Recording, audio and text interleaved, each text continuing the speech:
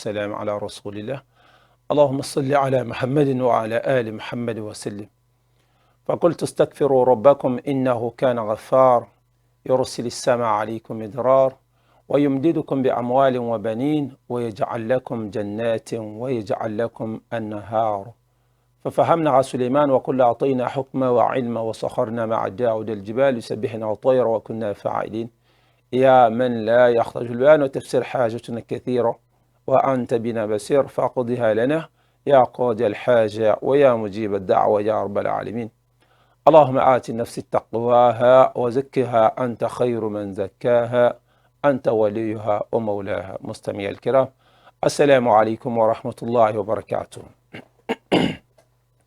Au nom d'Allah, le tout miséricordieux, le très miséricordieux, priez et salut sur le saint prophète Mohammed sallallahu alayhi wa sallam, sa famille, ses fidèles compagnons et tous ceux qui suivront ses pas jusqu'au jour de la résurrection. Amin. J'atteste qu'il n'y a de Dieu remis alayhi Mohammed sallallahu alayhi wa sallam et son envoyé et son messager. Alhamdulillah, alhamdulillah, alhamdulillah rabbil alamin. Nous l'avons annoncé, nous sommes maintenant dans le mois béni de Ramadan. Oui, le mois a effectivement commencé depuis le samedi dernier, puisque nous avons eu à observer la lune le vendredi dernier. Donc, le jeûne a débuté, bi'idhnillah ta'ala, le samedi dernier. Et alhamdulillah, nous sommes au 7e jour du mois béni de Ramadan. Ça veut dire déjà une semaine, pratiquement une semaine. Hein. Et il nous reste maintenant quelques 22, 23 jours, 3 semaines, quelques jours. Et le Ramadan pourra nous dire au revoir pour une autre saison, Inch'Allah. Mais en attendant, les 22 ou 23 jours restants, c'est de notre devoir de nous faire des rappels par rapport au mois béni de Ramadan, par rapport au jeûne, par rapport à toutes ces bénédictions qu'il y a, cette grâce d'Allah subhanahu wa ta'ala qu'il y a dans ce mois béni qu'est Ramadan. Aujourd'hui, nous allons parler des bienfaits du jeûne du mois de Ramadan. Mais avant d'aller dans le vif du sujet, j'aimerais quand même nous faire rapidement une petite remarque ou attirer notre attention sur un fait qui n'est rien d'autre que la confusion entre le un mois béni et un mois sacré. Lorsque le Ramadan débute, nous voyons certains de nos frères qui considèrent le Ramadan comme un mois sacré. C'est peut-être vrai qu'il y a certaines choses sacrées dans le mois de Ramadan, mais Ramadan n'est pas un mois sacré. Ramadan, c'est un mois béni. Les mois sacrés qu'il y a dans l'année lunaire, nous les connaissons tous. Nous avons Rajab, Dhul Qa'ada, Dhul Hijjah et Muharram. Ce sont les 4 mois sacrés dont Allah subhanahu wa ta'ala nous a informés dans la sourate At-Tawbah, Coran chapitre 9, au verset 36. Vous allez voir, Allah subhanahu wa ta'ala l'a bien précisé, il n'y a que 4 mois sacrés. Et les 4 mois sacrés, grâce au hadith authentique du saint prophète Mohammed sallallahu alayhi wa sallam, nous avons su les reconnaître. Donc ne faisons plus l'amalgame, ne confondons pas un mois béni à un mois sacré. Le mois de Ramadan est un mois béni. Béni dans le sens où la bénédiction d'Allah subhanahu wa ta'ala coule à flot dans ce mois-là. C'est le seul mois où le jeûne devient obligatoire. C'est le seul mois où vous avez des prières nocturnes comme les tarawih et les tahajjud. C'est le mois du Coran, c'est le mois au cours duquel la zakat al-fitr devient une obligation pour tout musulman avant l'Aïd al-Fitr. C'est le seul mois où nous célébrons l'Aïd al-Fitr, c'est-à-dire au lendemain des 29 ou 30 jours de Ramadan, nous célébrons l'Aïd al-Fitr. C'est le seul mois dans lequel on retrouve Laylat al-Qadr. Donc, nous pouvons le dire, le roi des rois, s'agissant des mois, c'est bien le mois béni de Ramadan. Ramadan est un mois béni. Allah subhanahu wa ta'ala nous dit dans la sourate al-Baqarah, nous le connaissons déjà tous, le verset qui parle du mois de Ramadan, qui parle du jeûne du mois de Ramadan, dans la sourate al-Baqarah au verset 183 où Allah subhanahu wa ta'ala dit ba'da al-isti'ada ya ayyuhal ladhina amanu kutiba alaykumus siyam kama kutiba ala alladhina min qablikum la'allakum tattaqun. Elle a dit, oh vous les croyants. Elle s'adresse aux croyants. Hein. Il s'adresse à ceux qui ont cru. Il ne s'adresse pas aux non-croyants. Il ne s'adresse pas à ceux-là qui ne le croient pas ou ceux qui prennent la religion comme une chose de raillerie, qui ne taillent même pas d'importance à cela. Non. Allah ne s'adresse pas à vous. Allah s'adresse à nous qui croyons en lui, vous qui croyez en lui. Oui, c'est de nous qu'il s'agit. Allah nous dit, Kutiba alaykum siyam. Nous vous avons prescrit à siyam. nous vous avons prescrit le jeûne, comme nous l'avons prescrit à ceux qui vous ont précédés. Ainsi atteindrez-vous la piété. Donc, si vous jeûnez, vous allez atteindre la piété. C'est le but visé. Donc, les bienfaits du jeûne, c'est le thème du jour. Nous allons parler des bienfaits du jeûne. Tout d'abord, c'est quoi le jeûne? Ou bien, qu'implique le jeûne? Lorsque l'un d'entre nous jeûne, qu'est-ce que le jeûne implique pour le regarder? Lorsque quelqu'un d'entre nous jeûne, comme cela se doit. Parce que le prophète Mohammed sallallahu alayhi wa sallam a dit « Man sama ramadana imanan wa ihtisaba, ghufira Allahu lahu ma taqaddama min dambik » Celui qui jeûne le mois de Ramadan avec foi et qui ne cherche que la récompense divine, la récompense d'Allah subhanahu wa ta'ala, Allah subhanahu wa ta'ala le pardonnera tous ses péchés passés, lui seront pardonnés. Alors, il y a un bienfait, pour ne pas dire des bienfaits dans le mois de Ramadan. Il y a tellement d'avantages dedans. Mais le jeûne même consiste à quoi? C'est la persévérance dans l'obéissance à Allah subhanahu wa ta'ala. Vous imaginez, d'un seul coup, notre programme quotidien change. D'un seul coup, notre programme alimentaire change. D'un seul coup, notre emploi du temps change. Notre emploi du temps change dans le sens où l'heure à laquelle nous sommes supposés être dans le sommeil profond, il nous est demandé de se lever pour prier la nuit et prendre le sahur. Subhanallah, vous prenez le sahur. Vous n'avez pas le choix, vous devez vous lever pour prendre le sahur. Maintenant, si vous ne vous levez pas, c'est que vous allez jeûner sans le sahur. Et là, ça devient encore plus difficile. Donc, la persévérance dans l'obéissance à Allah. Notre programme alimentaire aussi qui change. Il y a parmi nous des gens qui mangent 2, 3, 4, 5 fois par jour. Ils sont obligés maintenant de se contenter de 2 fois. Hein. On mange 2 fois dans la journée. C'est-à-dire dans une journée de jeûne, vous n'avez que la possibilité de manger 2 fois. À savoir à l'heure du sahur, quand nous voulons prendre le sahur, très tôt le matin et à l'heure de la rupture. Ce sont les 2 moments où l'homme peut manger. En dehors de cela, nous ne pouvons pas manger dans une journée de Ramadan. Impossible. Depuis Al-Fajr jusqu'au coucher du soleil. Impossible. Donc, tout cela qui change en nous, où nous sommes encore appelés après la rupture de jeûne, à nous rendre dans les messages, dans les bouillottes, dans les mosquées, pour la prière de Tarawih. Tout change en nous et on est obligé de se conformer à cela. Donc, on persévère dans l'obéissance à Allah subhanahu wa ta'ala. La deuxième chose, c'est l'abstention de commettre les péchés, de commettre les interdits d'Allah. L'abstention, nous sommes obligés maintenant de s'abstenir à ne pas commettre les interdits. C'est-à-dire en pleine journée de Ramadan. Surtout que dans le mois de Ramadan, je ne sais pas si vous avez fait la remarque, il fait toujours chaud. Qu'importe le mois dans lequel est tombé Ramadan dans le calendrier grégorien, bien sûr, puisque nous sommes pour la plupart dans les pays qui suivent le calendrier grégorien. Qu'importe le mois dans lequel le Ramadan tombe, il fait toujours chaud au cours du mois de Ramadan. Alors tu as envie d'étancher ta soif, tu as envie de boire de l'eau fraîche, ou tu as envie d'une boisson bien fraîche pour étancher ta soif. Voilà, en pleine journée de Ramadan, impossible, tu ne peux pas. Donc, tu es obligé de t'abstenir de commettre les interdits d'Allah. En pleine journée de jeûne, tu as faim, tu as envie de manger, tu as envie de prendre un bon plat, puisque c'est l'heure à laquelle dans l'après-midi, l'on mange bien, pour se faire encore un peu de force afin de pouvoir tenir jusqu'à la tombée de la nuit. Alors, tu es impossible de le faire, ça aussi. Tu ne peux pas le faire, subhanallah. Et le dernier point, c'est quoi? L'endurance des choses décrétées par Allah en termes de soif, de faim, de faiblesse physique. On est obligé maintenant d'endurer, de supporter. Tu es fatigué, tu as envie de manger pour retrouver la force telle que je l'ai dit. Mais tu ne peux pas le faire. Impossible. Tu ne peux pas le faire. Tu ne peux pas le faire. Donc tu es obligé d'endurer des choses décrétées par Allah subhanahu wa ta'ala.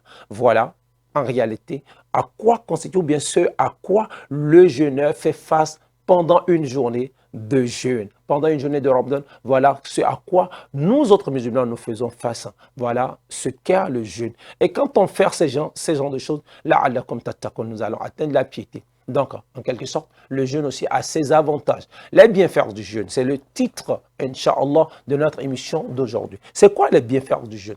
Parlant des bienfaits du jeûne, il y a d'abord le caractère noble du jeûne. Le caractère noble du jeûne, dans quel sens? Le jeûne, c'est un acte secret entre l'adorateur et le législateur. Entre vous et Allah subhanahu wa ta'ala, c'est secret. Secret dans le sens où vous vous retrouvez seul, parfois dans des coins, il n'y a personne qui vous surveille. Vous avez la possibilité de vous enfermer dans une chambre et de manger, de boire, sans que personne ne découvre ce que vous avez fait à l'intérieur. Mais pourtant, parce que vous savez qu'Allah subhanahu wa ta'ala vous voit, parce que vous savez qu'il vous observe, et pas peur d'être châtié, et par désir d'être récompensé par Allah subhanahu wa ta'ala, alors vous vous abstenez de cela. Vous ne mangez pas, vous ne buvez pas, vous respectez le caractère sacré de ce jeûne-là, vous respectez le caractère noble de Ramadan. Voilà le premier point parmi les bienfaits du jeûne. Un autre point, c'est que c'est Allah même qui se charge de la récompense du jeûne sans en limiter la quantité. Allah dit, le saint prophète Mohammed nous a informé à travers un hadith que Allah subhanahu wa ta'ala dit, toutes les actions, tous les actes du fils d'Adam sont pour ce dernier, à l'exception du jeûne. Le jeûne, c'est pour moi, c'est-à-dire, elle a dit, le jeûne l'appartient, et c'est lui qui donne la récompense. Le jeûne m'appartient et c'est moi qui donne la récompense, c'est moi qui en récompense le jeûneur. Donc, parmi les bienfaits du jeûne, c'est que c'est Allah subhanahu wa ta'ala qui s'en charge de récompenser le jeûneur. Et chacun d'entre nous est récompensé en fonction de son sacrifice au cours d'une journée de jeûne, au cours d'une journée de jeûne, en fonction de ses sacrifices, de son sacrifice, dans quel sens? Pendant que vous avez peut-être la facilité, malgré que cela soit interdit, d'écouter la musique, d'aller regarder les films, d'aller regarder des choses qui ne sont pas recommandées en pleine journée de jeûne. Voilà l'autre qui va se réfugier dans une mosquée à lire le Coran. Dès lors qu'il a un bout de temps, il lit le Coran. Dès lors qu'il a quelque chose, il a un tout petit peu de temps, il fait les adhkar, les invocations. N'oublions pas ce hadith du prophète Mohammed sallallahu alayhi wa sallam qui dit, quand on lui a demandé quel est le meilleur de tous les jeûneurs, il a dit c'est celui qui est, c'est-à-dire dont l'invocation est énorme, celui qui se rappelle fréquemment, voilà, d'Allah subhanahu wa ta'ala, celui qui, quand vous le voyez, il est toujours en train de faire le dhikr, de se rappeler d'Allah subhanahu wa ta'ala. Ce n'est pas qu'il est en train de lire le Coran, il est en train de formuler et de faire des invocations, subhanallah, walhamdulillah, wa la ilaha illallah, wallahu akbar. Ou bien cette invocation qui nous a été recommandée pour les 10 dernières nuits de Ramadan, Allahumma innaka afuwun tuhibbul afwa fa'afu anni. Allahumma innaka afuwun tuhibbul afwa fa'afu anni. Oh Allah, tu es pardonné, tu aimes le pardon, pardonne-moi. Voilà, il est en train de répéter cela en longueur de journée. Pendant ce temps, vous et moi, qu'est-ce que nous sommes en train de faire? Peut-être à regarder la télé, peut-être à écouter la musique, peut-être à aller nous asseoir dans un club où on bavarde, on raconte du n'importe quoi, alors que ces choses-là diminuent, comment on appelle ça, les mérites de notre jeûne. Donc, Allah subhanahu wa ta'ala se charge de récompenser le jeûneur, mais c'est en fonction de son aptitude à être régulier dans l'adoration, à être régulier dans l'invocation, à être constant dans l'invocation, dans l'adoration. Donc, plus chacun d'entre nous est constant dans l'adoration, est constant dans les invocations, plus il en aura énormément de récompenses auprès d'Allah subhanahu wa ta'ala. Voilà le deuxième point parmi les bienfaits du mois béni de Ramadan. Au troisième point, nous avons le jeûne qui est un bouclier. C'est-à-dire le jeûne constitue une protection. Le jeûne constitue une barrière face aux indécences et aux obscénités. Lorsque vous jeûnez, le jeûne vous empêche de tenir certains propos. Et puisqu'il est interdit, il y a un hadith du prophète Mohammed sallallahu alayhi wa sallam qui dit « Lorsque l'un d'entre vous jeûne, qu'il s'abstienne de dire des paroles indécentes, des propos indécents. » Donc, lorsque vous jeûnez, c'est le jeûne qui vous amène à surveiller votre langue.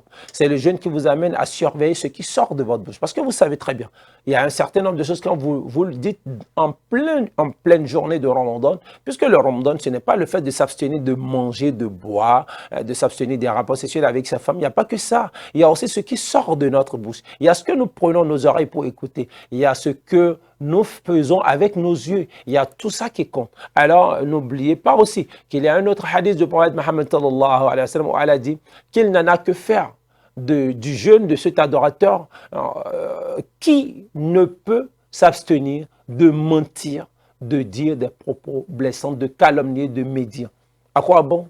de jeûner alors si tu ne peux pas t'abstenir de mentir, si tu ne peux pas t'abstenir de calomnier. Allah subhanahu wa ta'ala dit qu'il n'en a que faire, c'est-à-dire qu'il n'a pas besoin que tu abandonnes ta nourriture, ta boisson pour lui. Si déjà tu abandonnes la nourriture et la boisson et que tu ne peux tenir ta langue, tu ne peux garder ta bouche fermée, tu ne peux te retenir de dire des choses malsaines, hein, de calomnier, de médire, subhanallah, garde, mieux vaut ne pas jeûner pour toi, hein, parce que Allah n'en a que faire, c'est ce qu'il dit. Donc, lorsque nous jeûnons, nous devons nous préserver, nous devons tout faire pour éviter de tenir des propos indécents. Donc voilà comment est-ce que le jeûne constitue un bouclier pour le jeûne, parmi les bienfaits du jeûne bien sûr. Un autre point, nous avons l'haleine du jeûneur, subhanallah. L'haleine du jeûneur. La laine du jeûneur est comparée à un parfum, plus précisément le musc. Vous imaginez? La laine du jeûneur est aimée auprès d'Allah subhanahu wa ta'ala. La hawla wa la quwwata illa billah. Une odeur désagréable auprès des humains, hein, chez les gens. Lorsque vous jeûnez, du fait que vous n'avez pas mangé depuis le matin, ni boire depuis le matin, du fait qu'on vous a demandé de vous abstenir de dire des propos indécents, du fait qu'on vous a interdit de faire un certain nombre de choses, il arrive qu'avant l'heure de la rupture, que la bouche pue, que ça dégage une odeur nauséabonde, une odeur désagréable, qui parfois est insupportable pour le jeûneur. À plus forte raison, ceux qui sont aux alentours de ce dernier. Subhanallah, regardez, malgré qu'elle soit désagréable, malgré qu'elle soit insupportable, elle est aimée auprès d'Allah subhanahu wa ta'ala. Subhanallah, la laine du jeûneur est comparée au musc. Allah aime la laine du jeûneur. La laine du jeûneur. Vous imaginez qu'on nous dise la mauvaise odeur qui sort de ta bouche, où les gens ne veulent même pas rester dans ton entourage direct, qu'on te dise ou qu'on nous dise que cette haleine-là est appréciée par ton Créateur. Comment seras-tu content? Quelle sera cette joie qui va se dégager en toi? Donc, parmi les bienfaits du jeûne, il y a aussi son haleine, hein, qui est comparée au muscle, qui est aimé par Allah subhanahu wa ta'ala. Le numéro 5 parmi les bienfaits du jeûne, nous avons, comment on appelle ça? La joie du jeûneur. Le jeûneur bénéficie de deux joies. Deux joies comment? La première, à l'heure de la rupture du jeûne. Tellement j'avais soif, tellement j'avais envie de manger, tellement j'étais fatigué, j'avais besoin de manger pour reprendre un peu de force, pour avoir un peu plus d'énergie. Mais je ne peux pas. Parce que quoi? Le soleil n'est pas encore couché. Puisque la journée, une journée de jeûne, c'est de Al-Fajr jusqu'au coucher du soleil. Alors, à l'heure de la rupture, regardez comment est-ce que je serai satisfait. Voilà, j'avais tellement soif, j'étais tellement fatigué que j'ai envie de boire, mais je ne peux pas boire. La nourriture est là, je la regarde, elle me regarde. On se regarde, mais personne pour approcher l'autre. Personne, hein? On se regarde. Et qu'est-ce qui se passe au finish? Subhanallah, à l'heure de la rupture, voilà, j'ai la permission maintenant de faire tout ce qui m'avait été interdit dans une journée de jeûne. C'est-à-dire, je peux boire, je peux manger. Et pour les hommes mariés, hein, pour ceux qui sont légalement mariés, bien sûr, je parle de ceux qui sont légalement mariés, le soir, ils ont la possibilité, hein, l'un de commercer, hein, d'aller l'un vers l'autre. Vous imaginez cette joie que retrouve le jeûneur à l'heure de la rupture, le jeûneur dès lors qu'une journée de jeûne prend fin. La deuxième joie du jeûneur, c'est quoi? La deuxième joie, c'est au jour de la résurrection, lors de la rencontre avec son Seigneur. Oui, ah oui, on sera debout devant le Seigneur de l'univers. On sera debout devant Allah subhanahu wa ta'ala. Et parce que nous avons jeûné avec foi, et parce que nous avons jeûné uniquement que pour Allah, parce que nous sommes à la recherche, hein, Inch'Allah, de la récompense d'Allah subhanahu wa ta'ala. On sera devant notre Seigneur. Il nous donnera cette opportunité, hein, subhanallah. Regardez la joie qu'on aura pendant que ceux-là qui n'ont pas jeûné n'auront peut-être pas cette chance. C'est même pas peut-être, ils n'auront pas cette chance. Nous, on sera devant lui. Cette joie de regarder le Créateur des cieux et de la terre. Nous entendons parler, mais nous ne l'avons jamais vu. Voilà l'opportunité qui s'offre à nous simplement parce que nous étions du nombre des jeûneurs, parce que nous avons jeûné. Et n'oublions pas aussi, je profite rapidement pour nous rappeler de ce hadith qui nous dit qu'au jour de la résurrection, les jeûneurs seront appelés à entrer au paradis par la porte Ar-Rayyan. Parmi les portes du paradis se trouve une qui s'appelle Ar-Rayyan, réservée exclusivement aux jeûneurs. La porte par laquelle les jeûneurs pourront accéder au paradis au jour de la résurrection. C'est bel et bien la porte Ar-Rayyan. Donc vous qui vous faites appeler Ar-Rayyan, c'est un très beau nom, c'est le nom d'une des portes du paradis. Et c'est par là que les jeûneurs seront invités à avoir accès, à accéder au paradis. Vous voulez prendre par la porte Ar-Rayyan, nous voulons prendre par la porte Ar-Rayyan, alors jeûnons pour Allah subhanahu wa ta'ala. Jeûnons parce qu'Allah nous l'a demandé. Pas parce que les gens autour de nous jeûnent. Non, ce n'est pas ça. Il faut jeûner parce que c'est une recommandation d'Allah subhanahu wa ta'ala et parce que nous sommes à la recherche de sa récompense et parce que nous voulons que nos péchés nous soient pardonnés et parce que nous sommes à la recherche de la nuit du destin, Laylatul Qadr, qu'Allah nous compte parmi ceux-là qui témoigneront, Inch'Allah, une fois de Laylatul Qadr, afin que nos différentes prières puissent être exaucées. Le prochain point, le point numéro 6, il est dire que le jeûneur intercédera. Le jeûne, du moins, je m'excuse, le jeûne intercédera pour le jeûneur au jour de la résurrection. Subhanallah. Selon un hadith rapporté par Ibn Abbas, radiyallahu ta'ala anhu, qu'Allah lui fasse miséricorde, Ibn Abbas nous informe qu'au jour de la résurrection, le jeûne dira à Allah subhanahu wa ta'ala, laisse-moi intercéder pour lui, parce que je l'ai privé de nourriture, je l'ai privé de boisson, je l'ai empêché de goûter au plaisir. Alors laisse-moi intercéder pour lui. Et au même moment, le Coran dira, laisse-moi intercéder pour lui, car je l'ai empêché de dormir la nuit. Voilà, parmi ceux qui intercéderont pour nous au jour de la résurrection, se trouve bel et bien le jeûne. Donc voilà les bienfaits. Parlant de bienfaits du jeûne, voilà les quelques points en récapitulatif. Le premier point, c'est que c'est un acte secret entre le Seigneur et l'adorateur. L'adorateur a la possibilité de faire du désordre, mais simplement parce qu'il sait que son Seigneur le voit, parce qu'il a peur de se faire châtier, parce qu'il est à la recherche de la récompense d'Allah subhanahu wa ta'ala. Alors il se conforme aux exigences du jeûne et il se conforme à la demande du jeûne et du lever de l'aube jusqu'au coucher du soleil. Le deuxième caractère, pour ne pas dire le deuxième bienfait dont nous avons parlé, c'est qu'Allah se charge de la récompense du jeûne. C'est Allah qui récompense. Mais attention, quand on dit que c'est Allah qui récompense, vous imaginez, Allah donne la récompense de façon illimitée. Ce n'est pas limité la récompense d'Allah subhanahu wa ta'ala. Alors plus nous nous comportons bien, plus nous avons un très bon comportement, et plus, Inch'Allah, nous aurons une très grande récompense auprès d'Allah subhanahu wa ta'ala. L'autre point, c'est que le jeûneur est un bouclier. Le jeûne est un bouclier pour le jeûneur. Le jeûne constitue une barrière pour le jeûneur. C'est-à-dire, ça protège le jeûneur. Ça l'amène à ne pas dire des propos indécents. Ça l'amène à ne pas raconter du n'importe quoi. Ça l'amène à se conformer aux exigences d'Allah subhanahu wa ta'ala, à se comporter comme un bon musulman. Donc voilà comment est-ce que le jeûne constitue un bouclier, c'est-à-dire une protection, tel un combat, tel un soldat au combat. Et l'autre point, c'est que la laine du jeûneur est comparée au musc. Ce parfum, l'un des meilleurs parfums qui puisse exister. La laine du jeûneur auprès de son Seigneur, bien sûr, c'est comme du musc. Alors que entre nous autres, nous n'aimons pas sentir la laine du jeûneur. Nous n'aimons pas cela. Mais c'est aimé, c'est apprécié de son Seigneur. Et l'autre point, c'est que le jeûneur bénéficie de deux joies.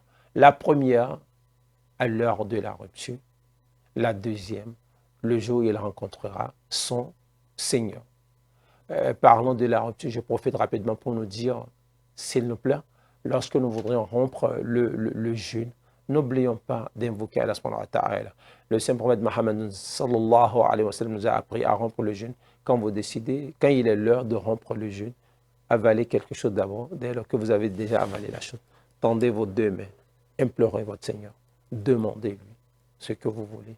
Demandez-lui, parce que l'heure de la rupture fait partie de ces moments importants, de ces moments précis où les invocations sont acceptées. Donc, revenons sur le cinquième point, parlant des 2 jours. La première, c'est à l'heure de la rupture. La deuxième, c'est la rencontre du jeûneur et de son Seigneur. Vous imaginez la joie qu'aura ce dernier, Inch'Allah, vous imaginez.